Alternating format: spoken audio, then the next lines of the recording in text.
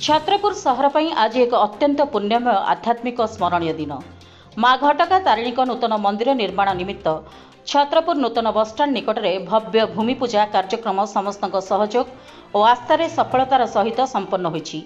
एही पवित्र कार्यक्रम में अंचल प्रिय सम्मानीय विधायक श्री कृष्णचंद्र नायक विशेष भाव में उपस्थित रही मां का आशीर्वाद कामना करथिले।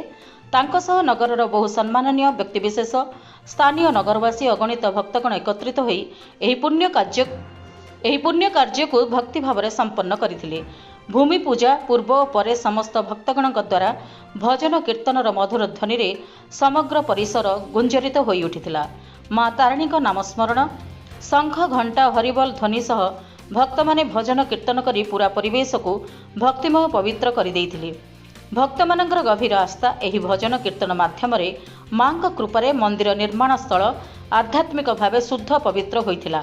एही नूतन मंदिर निर्माण स्थल एक विशेष आकर्षण हेउची सेठारे अवस्थित प्राचीन बटवृक्ष। भक्त मानक मतरे एही बटवृक्ष मां घटगां तारिणी आशीर्वाद प्रतीक, जहाँ एही स्थान को अधिक पवित्रता प्रदान करिछि। किछि वर्ष पूर्वे छत्रपुर लोयर बसस्टाण्ड रे अवस्थित माँ घटगां तारिणी पुरातन मंदिर विकास कार्यर नाम भंगा करा जायथिला। सेही स्थान रे विशाल अंचल रे महान नेता बिजू पट्टनायक प्रतिमा स्थापन करा जायथिला। तथापि सेही समय रे मां मंदिर पई कौनसी स्वतंत्र स्थायी जगह निर्धारण होई नथिला, जहाकु नहीं साधारण जनता भक्तगण मध्य असंतोष देखा देइथिला।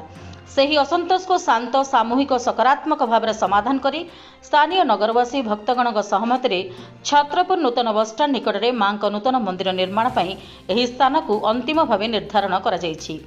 समस्त नगरवासी आशा मां घटगां तारिणी एही नूतन मंदिर छत्रपुर आस्था संस्कृति आध्यात्मिक चेतनार एक प्रमुख केन्द्र भाव शीघ्र उदय हेब।